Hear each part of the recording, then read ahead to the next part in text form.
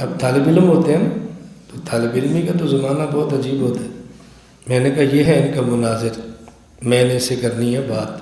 جن سے دنیا میں اللہ نے کچھ کام لینا ہوتا ہے نا، بچپن سے ان کے انداز کچھ اور ہوتے ہیں، یہ یاد رکھیں.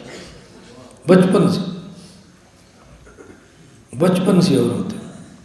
حضرت امام محمد رحمۃ اللہ علیہ بچے ہیں، حضرت امام حنیفہ کی مجلس میں آئے، سبق ہو رہا تھا. کہا جی مسئلہ بتائیں. ایک بندہ عشاء کی نماز پڑھ کے سویا، پھر اس کو احتلام ہو گیا فجر کی اذان شروع ہونے سے پہلے، تو وہ عشاء کی نماز دوبارہ پڑھے گا یا نہیں؟ امام صاحب نے فرمایا وہ دوبارہ پڑھے. امام محمد چلے گئے تو شاگردوں نے کہا یہ آپ نے کیا مسئلہ بتایا؟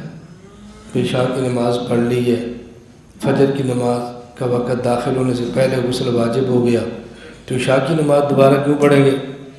حضرت امام حنیفہ فرمانے لگے اس بچے نے مسئلہ اپنے بارے میں پوچھا ہے، یہ شرمیلا اتنا ہے کہ یہ نہیں کہہ سکتا میرے ساتھ ایسے ہوا ہے. اصل یہ ہے کہ جب عشاء کی نماز پڑھی تو یہ بچہ نابالغ تھا. نابالغ پر نماز فرض نہیں ہوتی، نفل ہوتی ہے. جب فجر کی اذان سے پہلے وقت داخل ہونے سے پہلے احتلام ہو گیا تو فرض بالغ ہو گیا، اب نماز فرض ہوئی نا، نماز تو پڑھنی ہے. دیکھو امام حنیفہ کی نظر. فرمایا یہ بچہ اپنے بارے میں پوچھ رہا ہے. شاگرد حیران ہو گئے امام صاحب نے کیسے پہچانا ہے.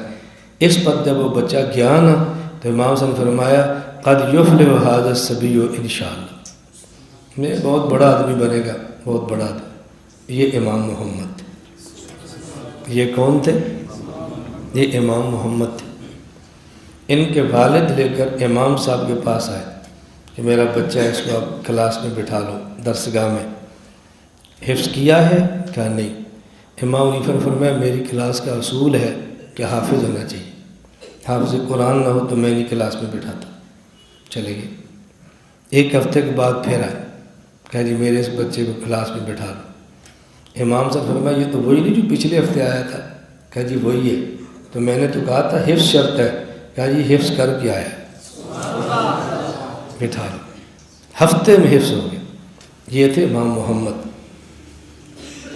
یہ وہ امام محمد تھے جن کی کتاب جامع صغیر ایک غیر مسلم عیسائی نے پڑھی اور مسلمان ہو گیا.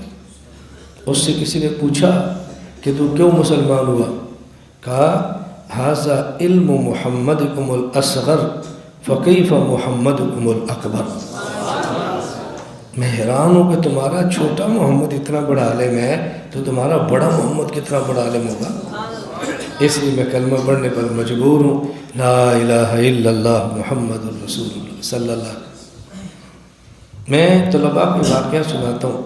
یہ بننا ہے موبائل چھوڑو، یہ بننا ہے گناہ چھوڑو، یہ بننا ہے تہجد پہ آؤ، یہ بننا ہے اعمال پہ آؤ، پھر دیکھنا کتنا لطف آتا ہے. جب تک اس غلاظت سے نہیں نکلو گے یہ نہیں بن سکتے. بس بات سمجھ آئی؟